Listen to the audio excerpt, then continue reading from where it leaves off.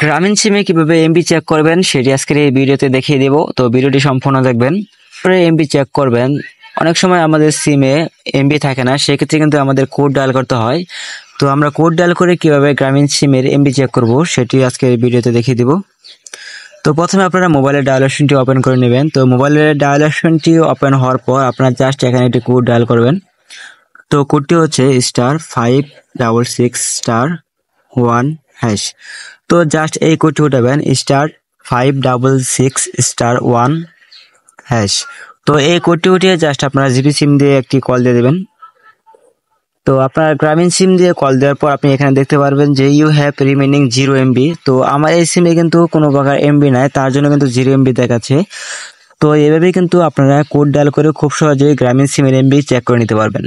তো এই ছিল ভিডিওটি ভালো লাগলে অবশ্যই ভিডিওতে একটি লাইক দিবেন। ধন্যবাদ।